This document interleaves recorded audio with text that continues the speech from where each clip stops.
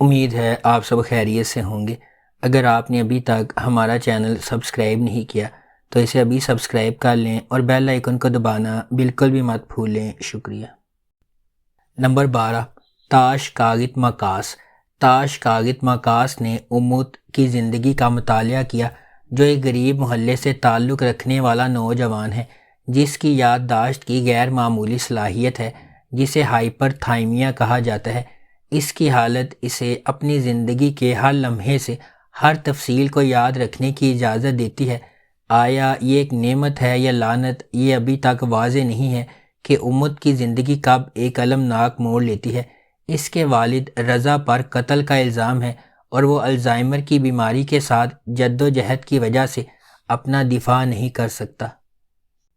Number 11، کارا آچ دستانی۔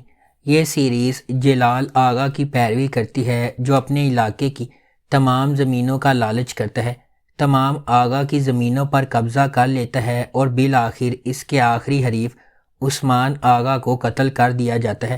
قتل کے دن عثمان آغا کی بیوی رضی ایک بیٹے کو جنم دیتی ہے۔ جلال آغا کے غضب سے ڈرتے ہوئے وہ اپنے بیٹے کو جلال آغا کی بیوی آسیے کے سپرد کر دیتی ہے، جو اتفاق سے اسی دن ایک بیٹی کو جنم دیتی ہے۔ یہ نادانستہ طور پر عمر کو اس شخص کا بیٹا بنا دیتا ہے جس نے اس کے باپ کو قتل کیا تھا۔ دوسری طرف جلال آغا کی بیوی آسیہ کے ہاں پیدا ہونے والی بیٹی کو خفیہ رکھا گیا ہے۔ نمبر 10، بیر سیودہ در۔ ترکی کے جنوب مشرقی علاقے میں 17 سالہ یشل کو اس کے چچا کے بیٹے نے زیادتی کا نشانہ بنایا اور وہ پریگننٹ ہو گئی۔ جب وہ اس شخص سے شادی کرنے والی ہے جس نے اسے زیادتی کا نشانہ بنایا، ایرسن، جو اس علاقے میں خدمات انجام دے رہا ہے، اسے اپنی شادی سے اغوا کر لیتا ہے۔ تاہم دلہا اور اس کے اہل خانہ فرار ہونے والوں کا تعاقب کرتے ہیں اور دلہن اور سپاہی کو پکڑ لیا جاتا ہے۔ دلہے نے ایرسن کو مار ڈالا اور یشل نے دلہے کو مار ڈالا۔ یشل جیل چلی جاتی ہے اور وہاں اپنے 2 بچوں، ایک لڑکا اور ایک لڑکی کے ساتھ بڑی ہوتی ہے۔ جب یشل کو رہا کیا جاتا ہے تو وہ اپنے بچوں کی حفاظت کو یقینی بنانا چاہتی ہے، یہ جانتے ہوئے کہ طوفان قبیلے کے خون کو نہیں بخشے گا۔ یشل نے ایک منصوبہ بنایا۔ اس کی رہائی پر وہ ایرسن کے خاندان سے رابطہ کرے گی اور دعویٰ کرے گی کہ ایرسن اس کے بچوں کا باپ ہے۔ نمبر 9، غدار۔ جب آئیدن نے اس کا دل توڑا تو داغان نے سوچا کہ اس کی زندگی ختم ہو گئی ہے۔ اس نے اپنا گھر چھوڑ دیا، فوج کے لیے سائن اپ کیا اور مشرق میں لڑنے والی ایک خصوصی یونٹ میں شامل ہو گیا۔ اب 2 سال کی سخت ڈیوٹی کے بعد داغان کی سروس ختم ہو گئی ہے۔ گھر آنے کا وقت ہو گیا ہے، لیکن گھر ایسا نہیں ہے جیسا کہ داغان کو یاد ہے۔ اس کا خاندان بکھر گیا ہے اور اس کے پرانے پڑوس نے ایک تاریک انڈر ورلڈ کو راستہ دے دیا ہے۔ آئیدن چلی گئی ہے اور یہاں تک کہ پرانے دوست جو باقی رہ گئے ہیں وہ سب مشکوک تعاقب میں پھنسے ہوئے دکھائی دیتے ہیں۔ جب اس کے چاہنے والے خطرے میں آتے ہیں تو داغان ہچکچاتے ہوئے ایک پیشہ ور ہٹ مین بننے کی پیشکش قبول کرتا ہے۔ نمبر 8، انجی تانے لیری۔ اعظم، جو اپنی بیوی اور 2 بچوں کے ساتھ خوشگوار زندگی گزار رہا ہے، ایک ادب کا استاد ہے جو اپنے طالب علموں کو پسند کرتا ہے۔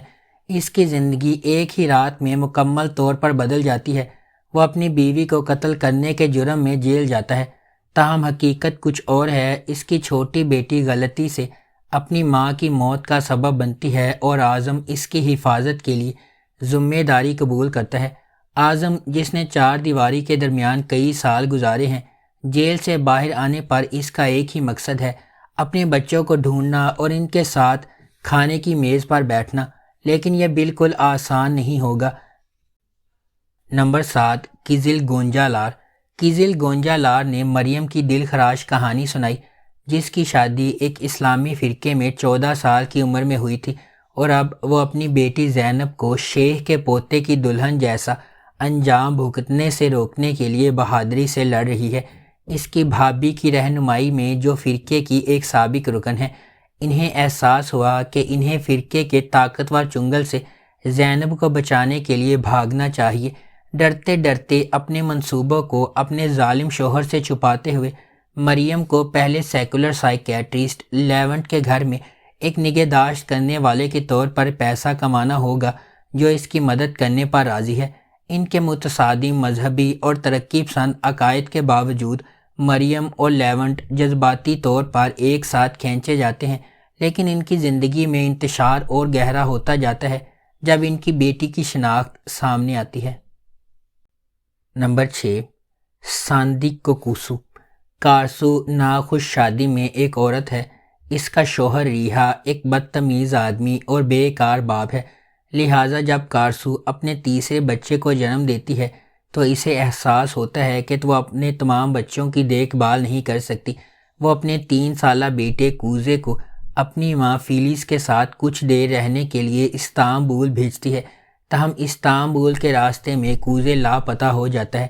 3 سال کی تلاش کے بعد کارسو مرسن کے سفر پر کوزے کو دیکھتی ہے۔ کارسو اپنے بیٹے کے ساتھ دوبارہ ملنے پر راحت محسوس کرتی ہے، تاہم کوزے جو اب دنیز کے پاس جاتا ہے اسے نہیں پہچانتا۔ کارسو کو اپنے بیٹے کو دوبارہ جیتنے کے لیے لڑنا پڑے گا، جبکہ اس کی مشکل خاندانی صورتحال سے نمٹنا پڑے گا۔ نمبر 5، ساکلا بینی۔ میتے اور ناز جو امیر اور بااثر گھرانوں میں پیدا ہوئے، اپنے بچپن میں کیے گئے ایک وعدے کے پابند ہے۔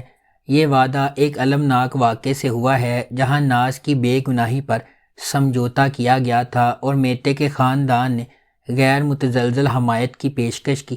جیسے جیسے وہ بڑے ہوتے جاتے ہیں ان کا رشتہ گرما گرم دلائل اور پرجوش مصالحت کا رولر کوسٹر بن جاتا ہے۔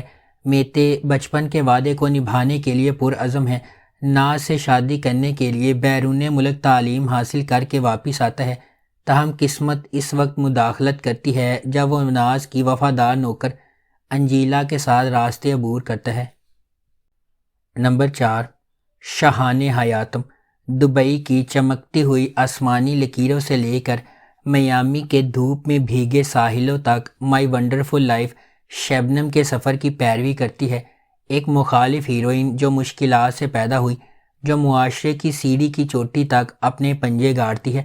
شبنم ایک اسکالرشپ والی بچی تھی جو ایک ایلیٹ اسکول میں پڑھتی تھی، جہاں اسے امیر طلباء کے والدین اور یہاں تک کہ اس کے کچھ اساتذہ نے تنگ کیا تھا۔ اس کے دماغ کے باوجود کسی نے نہیں سوچا تھا کہ وہ اسے ان کی سطح تک پہنچائے گی، لیکن پلاسٹک سرجری اور اٹل خواہش کے ساتھ شبنم نے حتمی انعام حاصل کیا، اونور نامی ایک امیر شوہر۔ نمبر 3، ہدوتسو سیودہ۔ ہدوتسو سیودہ ابراہیم کارسو کی کہانی ہے جو اپنی پیدائش کے وقت بحیرہ اسود کے گاؤں میں واپس آتا ہے۔ خلیل کو اس وقت فرار ہونے پر مجبور کیا گیا جب وہ صرف 5 سال کا تھا، جب اس کے والد کو مقامی کرائم باس رضوان لیٹو نے قتل کر دیا تھا۔ 20 سال بعد خلیل اپنی بچپن کی محبت یاسمین سے شادی کرنے گھر واپس آیا ہے، لیکن جب رضوان کا بیٹا یاسمین کو قتل کرتا ہے تو اس کا مشن بالکل نئی سمت اختیار کرتا ہے۔ خلیل ایک آدمی کی فوج بن جاتا ہے جس کا واحد مقصد رضوان لیٹو کو ختم کرنا ہے۔ نمبر 2، یابانی۔ یابانی علی کی شاندار سفر کی پیروی کرتی ہے جسے لڑکپن میں اغوا کر لیا گیا تھا اور اسے اغوا کرنے والے گروہ کے لیے کام کرنا ختم کر دیا تھا۔ کئی سالوں کی مشکلات کو برداشت کرنے کے بعد علی نے اپنا نام یامان رکھ لیا اور اپنے 3 دوستوں کے ساتھ مل کر ایک نئی بہتر زندگی گزارنے کے لیے اپنے اغوا کاروں سے بچ نکلا۔ اس نئے خاندان کے لیے چیزیں آسان نہیں ہیں، لیکن وہ سخت محنت کرتے ہیں اور اپنے تاریک ماضی کو پیچھے چھوڑ سکتے ہیں۔ ان سب کے ذریعے یامان کسی نہ کسی طرح اپنی روح کو پاکیزہ رکھنے کا انتظام کرتا ہے اور کبھی بھی اپنے ارد گرد چھائے ہوئے اندھیرے کا شکار نہیں ہوتا ہے۔ معاملات اس وقت پیچیدہ ہوتے ہیں جب یامان شہر کے امیر علاقے کی ایک خوبصورت لڑکی رویا سے ملتا ہے۔ نمبر 1، بہار۔ بہار 20 سال پہلے میڈیکل سکول سے گریجویشن کرتی ہے، لیکن اس نے میڈیسن میں کریئر بنانے کے بجائے گھریلو خاتون بننے کا انتخاب کیا۔ اس کی شادی کامیاب سرجن تیمور یاوزولو سے ہوئی ہے اور اس نے اپنی زندگی اپنے شوہر اور بچوں کے لیے وقف کر رکھی ہے۔ بظاہر خوش نظر آنے والا یاوزولو خاندان بہار کی بیماری سے ہل گیا ہے۔ بہار کے ڈاکٹر ایورن اسے بچانے کے لیے پرعزم ہے اور کہتے ہیں کہ اس کا واحد حل جگر کی پیوند کاری ہے۔ خاندان میں واحد ہم آہنگ جگر تیمور کا ہے۔ یاوو زولو خاندان کے لیے، جن کا ایک بڑی حد سے تجربہ کیا جاتا ہے، کچھ بھی دوبارہ ویسا نہیں ہوگا۔ اگر آپ کو ہماری یہ ویڈیو پسند آئی ہے تو اسے لائک کریں، شیئر کریں اور ہمارے چینل کو سبسکرائب کرنا بالکل بھی مت بھولیں۔ شکریہ۔